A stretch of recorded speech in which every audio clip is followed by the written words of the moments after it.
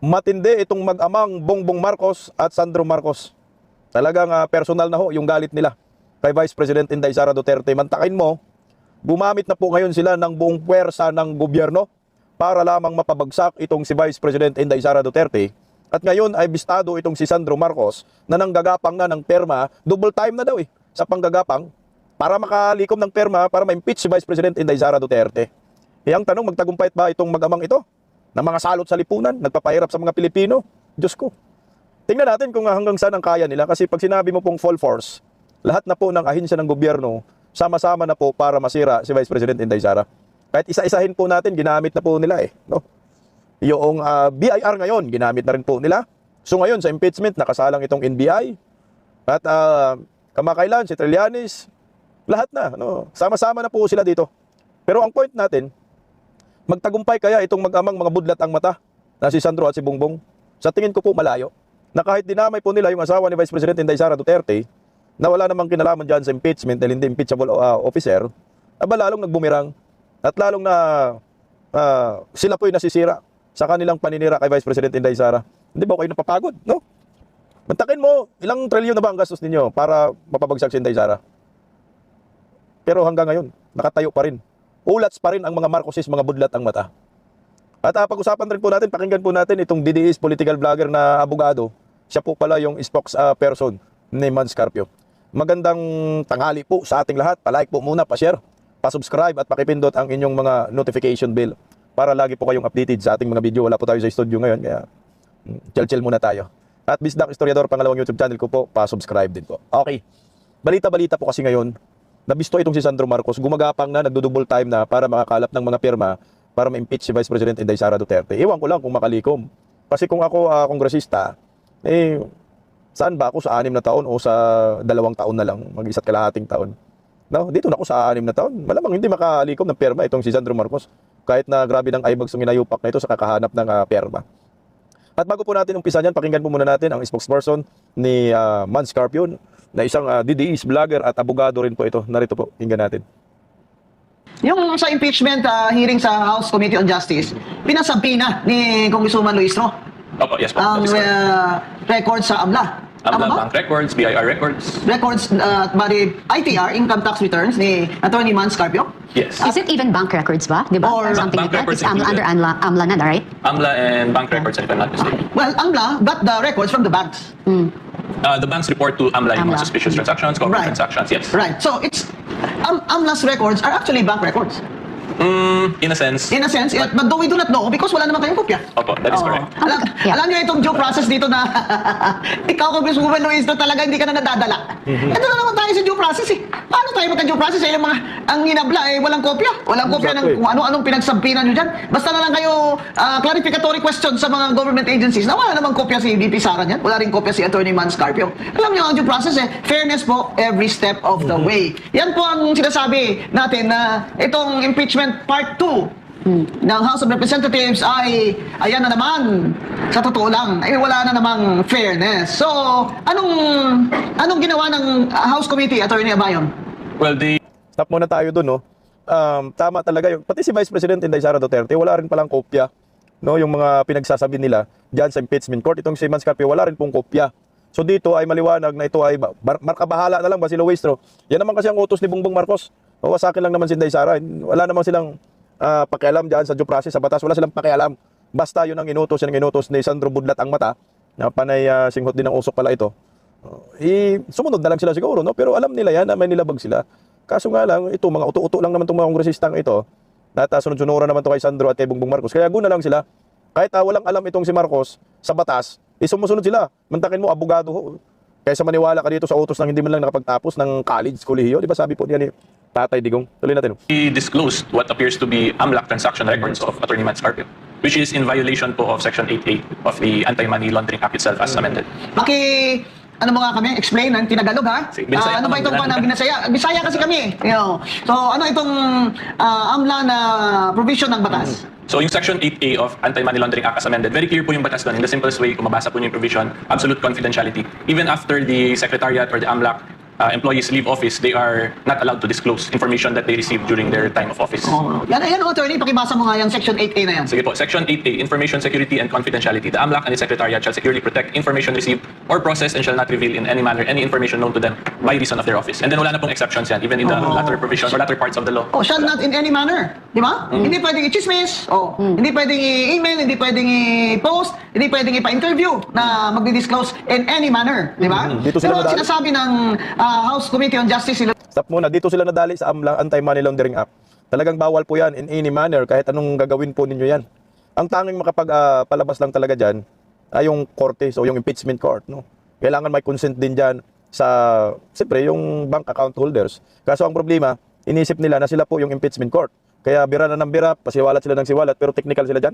Registro, na exception daw yung impeachment, attorney. Paki-explain mo nga yan. So, yan yung position nila, but with all due respect to them, we do not agree because number one, yung cause of action po namin is not the Bank Secrecy Law itself. It's the AMLAC itself, Anti-Money Laundering Act, Bank Secrecy Law, and then the Data Privacy Act kasi may mga penal provisions po yun. Yan yung habla ni Attorney Manscarpio. Yes, opo. O, doon sa Fiscal's Office. So, prohibited po kasi mag-release ng AMLA records.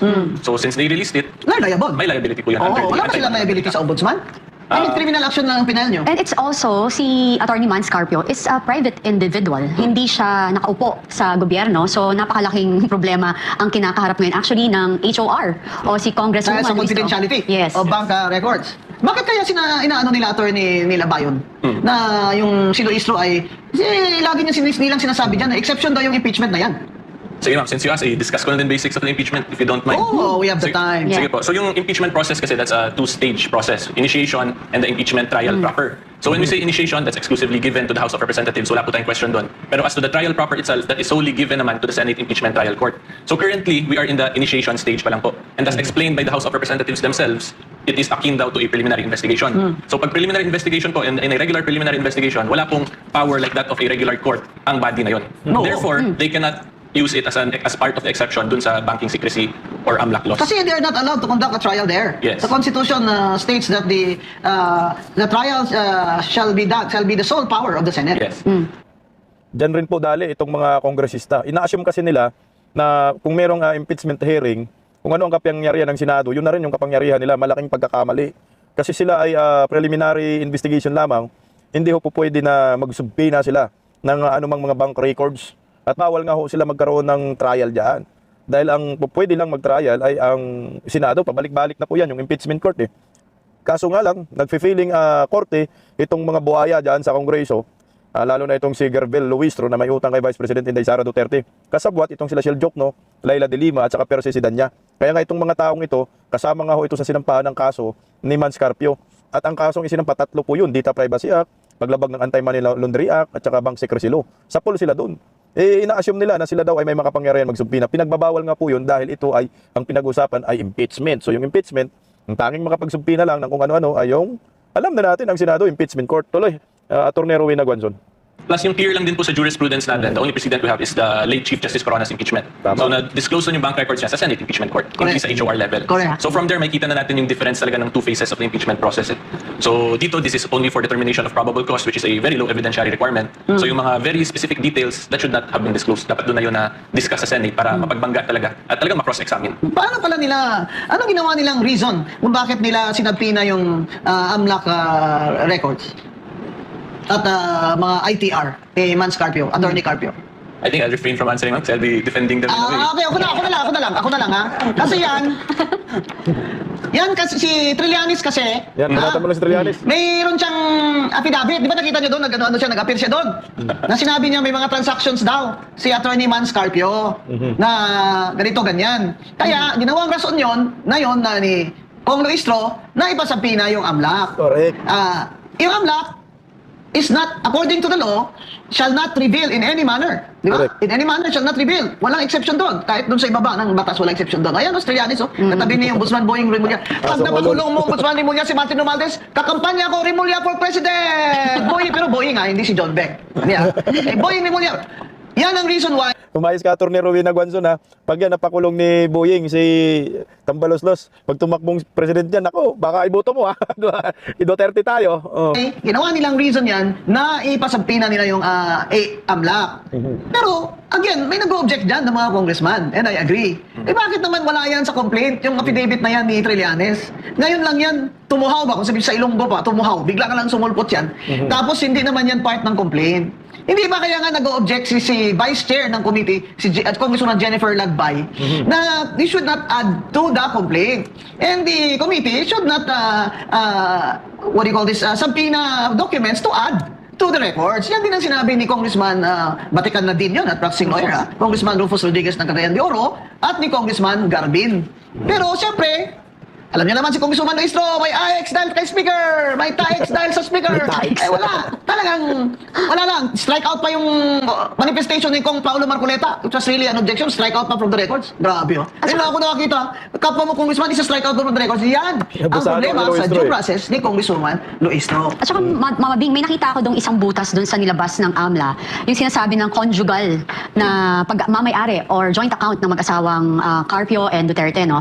Kasi meron doon silang isinama na from 2006 and 2007, 2005 I don't know kung ano, nakita ko yon na hindi pa naman kasal si VP Sara at saka si Mans Carpio. Doon pa lang, makikita na po natin na talaga naman, ang gusto lang talagang gawin ng House of Representatives dyan ngayon sa hearing ng impeachment is talaga namang sirain lang ang kanilang kredibilidad at integridad at Makasakali. layunin nilang makasira. Sa totoo lang. Totoo lang, ang Naman gusto lang talaga. nila, bumaba sa survey si VP Sara para may chance sila sa 2028. exactly. Yan talaga ang purpose dyan ng House Committee na yan. Dahil kung tutuusin, ang kailangan mo naman to impeach, 16 votes sa Senado. Wala naman kayong 16 votes. Wala talaga. 15 lang kayo, minus 1 pa kayo kay JVRC to. Alam mo, mahirap yung mga re-electionist na senador. Pag bumoto pa kayo pabor sa impeachment dyan, baka hindi kayo manalo. Di ba? Wala Baka lang. Ako naman, hindi ko naman sinasabing for certain. Pero syempre, magagalit po yung mga taong ayaw sa impeachment. Tsaka, bakit pa po ba tayo nag-impeachment?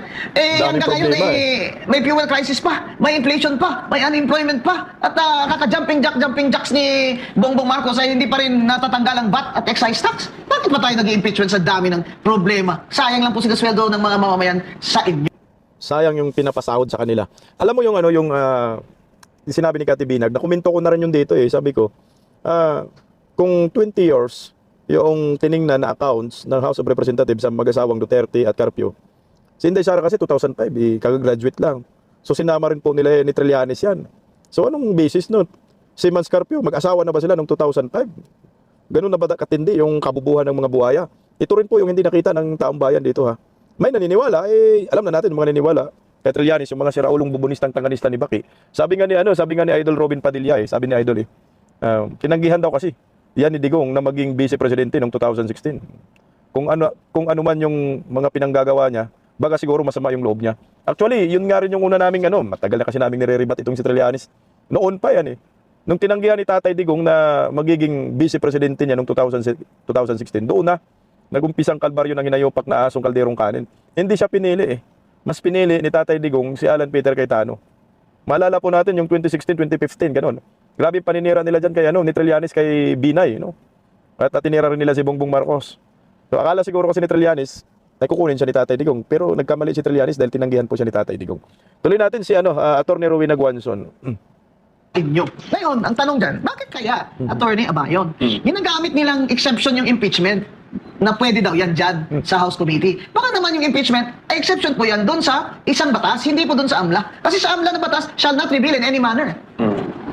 So yung ginagamit nila mainly, well, from our observations, it appears yung sa mga press statements nila na they are commingling bank secrecy and the AMLA law. So, because may exemption daw dun impeachment sa bank secrecy, therefore it carries over to AMLA. Pero yung position namin, hindi yun covered automatically because they are, number one, separate laws with different provisions. Number two, Separate functions. separate functions and purposes. At sinabi naman sa Supreme Court decisions na even so, even if you claim such an exception, dapat you follow the procedural requirements. Correct. Bakit yung bank secrecy, di ba dapat may court order yan? Correct. Oo. Mother, Diba? may babasahin lang ako, okay? Gagamitan ko ng Kati. salamin. Ang hirap kasama ang mga abogado. Oo. Di ba? Meron kasi sa RA 9160 o Anti-Money Laundering Act, ang official function na may manifest partiality, halatang pagkiling, evident bad faith, halatang masamang hangarin, o gross Kala ko masamang hangin.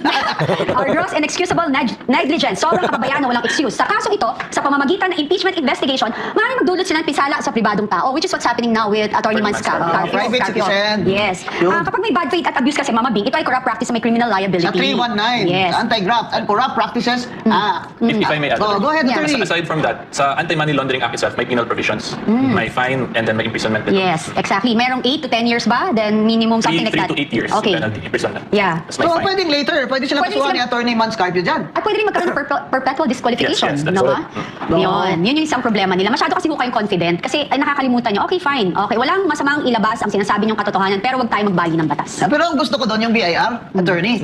Kasi kinampinan ng BIR doon sa mga income tax records ni Attorney Manscarpio at ni VP Sara. Nagdala ng box. O dalawang box ba yun? Pero sabi niya, I cannot open that. Yes. Di ba ang cute? Oh, sabi niya, daling ko dito. Eh, dinala ko po para hindi niyo ako i-contempt. Pero I cannot open that. Because sabi niya, that's covered by, what do you call this? Confidentiality rule. Sabi nung taga-BIR.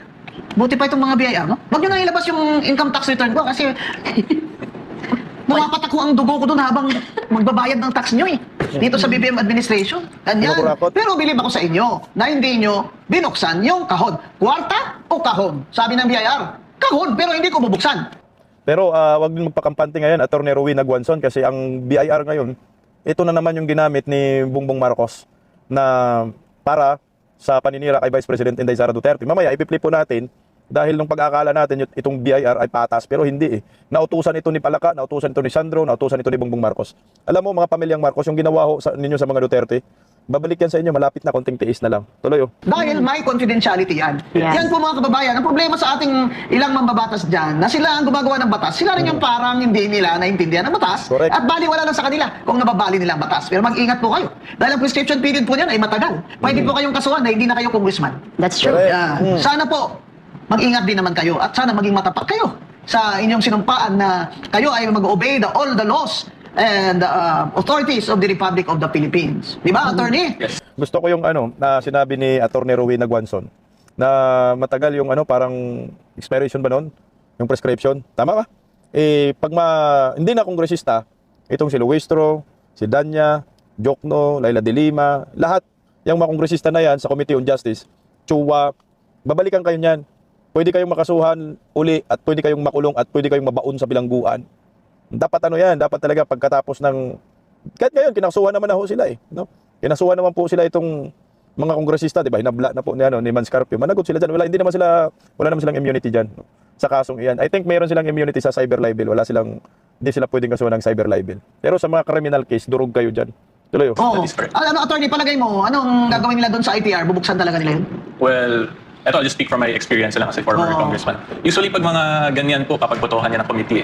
So, I'm assuming they will do the same tomorrow to decide whether or not to open the box. Ano kaya boto ni Abante dyan? Kasi lagi ko ba binabantayan yan si Abante ba yun? Abante? Si Pastor? Pastor Abante Atras. Atras! Ganyan. Sa bante. Yan ang binabantayan ko kung ano yung niya, yung boto niya dyan. Kasi he feels very strongly about it. Yung mga ganyan ba? Kahit di siya abogado, he feels strongly about it. Pero ako naman, ang ganda naman ang nakita ko dyan na kahit na tatlo lang, may naninindigan naman, apat.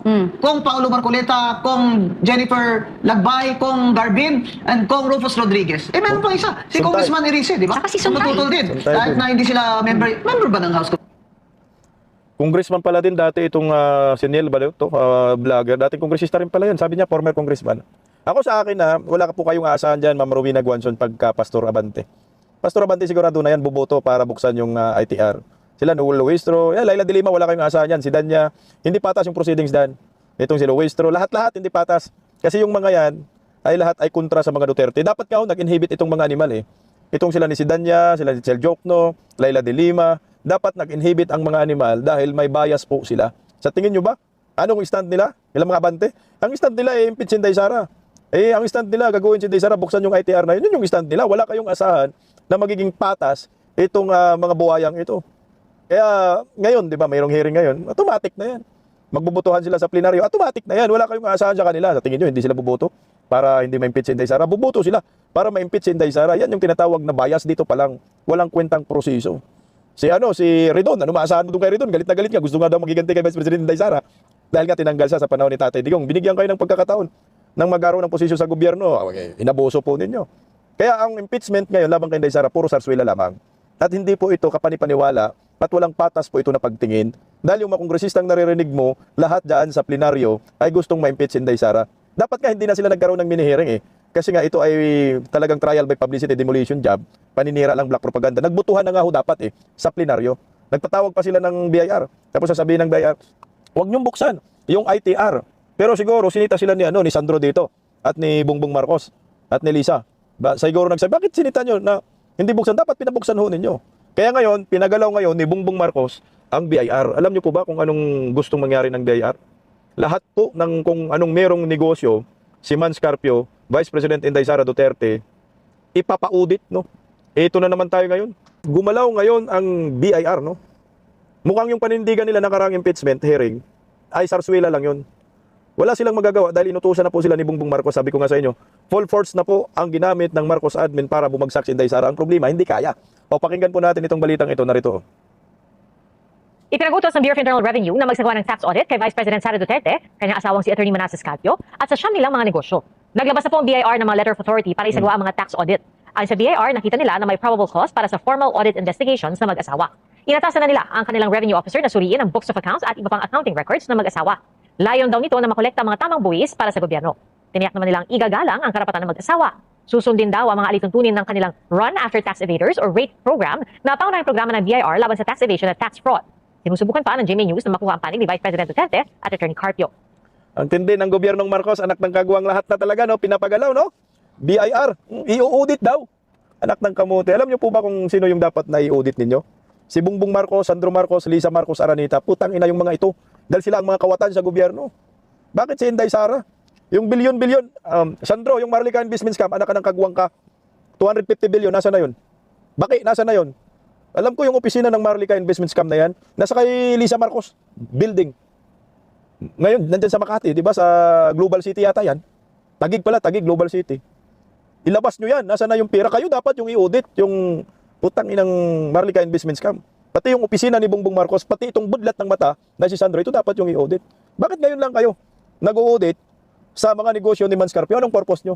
Kasi nga, gusto ninyong masira si Inday Sara. Alam mo, takot na takot ng mga animal. Hindi lumalaban ng patas eh. Mas maniwala pa siguro ako na i-audit ninyo yung mga buhayang mga kawatan na nadelibera ng mali-malitang pera. I-lifestyle check. Pati ikaw, Sandro, i-lifestyle check ka. Kasi pupunta ka ng Singapore, anak ka ng kagwang, nagwawalwal ka lang. Ito dapat yung mga ino-audit ng BIR. Kahit gamitin pa ninyo yung BIR, kung wala naman kayong makita dyan, useless din. Pero ngayon, sa inyo pa ngayon. Pero time will come na talagang kakasdiguhin po kayo ng maraming Pilipino. Pagdating ng 2028, paniguradong babagsak kayong lahat. Alam mo, gusto kong makitang makulong itong si Sandro Marcos, makulong itong si Bongbong Marcos, Liza Marcos, itong tropang kawatan. Na hanggang ngayon, putang ina ninyo yung pera ng bayan, saan ninyo pinagdadala? Saan nyo dinideliver? O ito, speaking of Sandro Marcos, budlat ang mata. Ito, gumagapang, double time na ang panggagapang sa mga kongresista. Putang ina mga siraulong mga kongresista, no? Paluko kayo dito sa budlat ang mata. Diyos ko, manindigan kayo para sa bayan. Ito, bistado po si Sandro Marcos ng Bilyonaryo News Channel. Hindi yung double time na po itong budlat na mata na anak ni Bongbong sa pangangalap ng perma. Kasi ulats, wala silang nakikitang sumusuporta eh. Narito. Tila naghahanda na rin si House Majority Leader Sandro Marcos sa pagsalang ng impeachment case ni VP Sara sa plenaryo. Ayon po sa aming source, nagtatawag na ng mga kongresista ang presidential son para mag-head count. Ilalabas na rin umano ang proyekto ng mga mababatas na Ito na. nakalista bilang for later release o FLR. Nakakalat na ang mga proyektong ito sa mga ahensya tulad ng Department of Agriculture, DepEd at DOH. Posibleng sa May 4 hanggang 11, isalang sa plenaryo ang magiging report ng House Justice Committee tungkol sa impeachment case ng vice. Putang ina, Sandro. For a later release daw. Yun ang ginagamit ngayon ni Sandro. Alam ko talaga yung nakarang impeachment, si Sandro rin yung kumana dyan. Itong si sa Tambaloslos, nagiging sidekick lang yan ni Sandro. Siyempre, tumulong na rin si Tambaloslos, pero ang utak niyan, kung papaano makalikom ng perma, si Sandro, yun yung ideya niya. Sabi nga ni Toby Chanko, ang kapalit yan for later release. Pero hindi alam ni Toby Chanko na mukhang ang utak ng lahat ng for later release na proyekto. Si Sandro, ito ginamit din ngayon eh. For later release na project. Pipirma ka, so ilang bilyon yun. Bawat proyekto, putay na, ma-flood control na naman, 2.0. Nalala po ninyo, ito yung dahilan sa flood control eh. Na nagiging ghost project lahat dahil ito po yung pambayad ni Sandro ng Marcos sa mga pumirma. Kaya nga yung iba dyan, pumirma lang eh. Akala daw merienda eh, for later release. 150 million plus 4 liter release na proyekto. Siyem onyo, Bongbong Marcos, Sandro Marcos.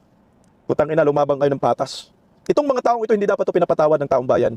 Itong mga politikong ito, maraming matutuwa pag nakulong ito sa bilangguan, tabulok sa bilangguan. Wala rin na naman yan. Flood control na naman yan, panigurado. Ito na naman yung pangalawang wave ng pangungurakot ng gobyernong Marcos, 4 liter release na naman. Kasi nga, wala naman talagang pipirma dyan sa impeachment kung wala silang mapala. Simple lang naman, akong congressman ako, representative ako. Bakit ako dyan pipirma? Wala akong interest dyan. Ano bang makukuha ko dyan pag ipipirma ako? Pag ma-impeach ba si Inday Sara, ano bang mangyayari sa akin? Siyempre, inaalok nila ngayon, may mga bargain yan. Baka 200 million na bawat pirma, o may increase na. Tapos, 4 liter release. Pangungurakot na naman. O ito, 4 liter release. Mas maganda makukuha mo. Ngayon, hindi na uso ang akap eh. Tupad, AX, wala na. Nabisto na sila dyan. Noon, ginamit nila yan, no? Yung mga MMM, 7 million, nabisto ni Magalong. Pero ito na naman, nagbabadyang, meron na namang nakakatakot na pangungurakot sa kaban ng bayan. Gamit na naman ito ng mga buhaya. 4 liter release. Ngayon, sasabihin mo ngayon, tambaluslos na wala kang kinalaman sa korupsyon.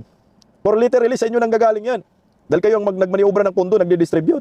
So, panigurado. Gaguhin na naman tayo. Eh, ang problema nga, meron bang sasalsal sa gustong mangyari ni Sandro Marcos? Siguro, yung mga kongresistang patapon na ang political career, kakagat yan.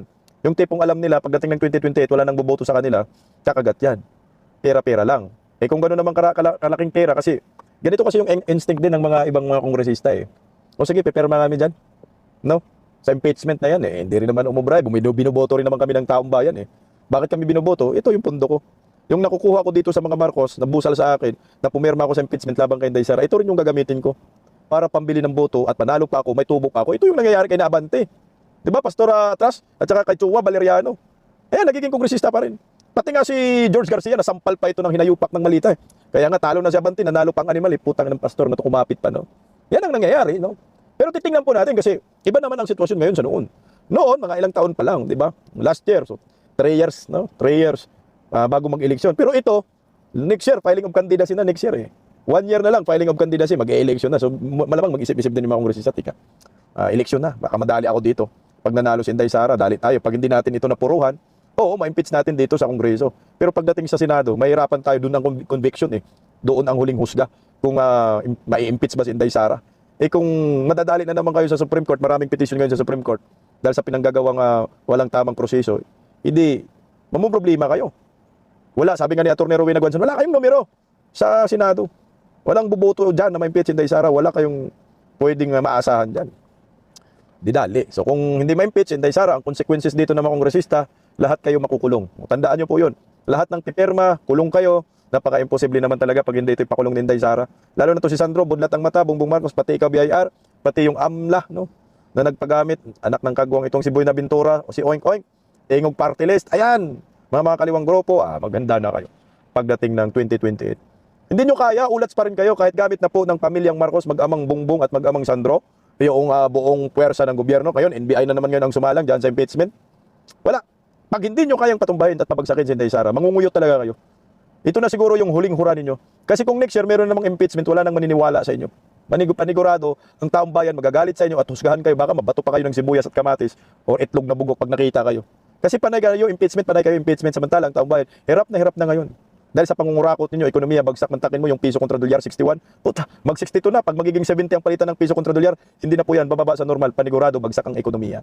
Pero tingnan natin, kung gaano ba kalakas itong budlat ng mata na si Sandro na makalikom ng mga perma laban kay Vice President Inday Sara. Pag hindi nyo magawa yan, kahit maglupasay kayo, magbumirang sa inyong lahat at babalikan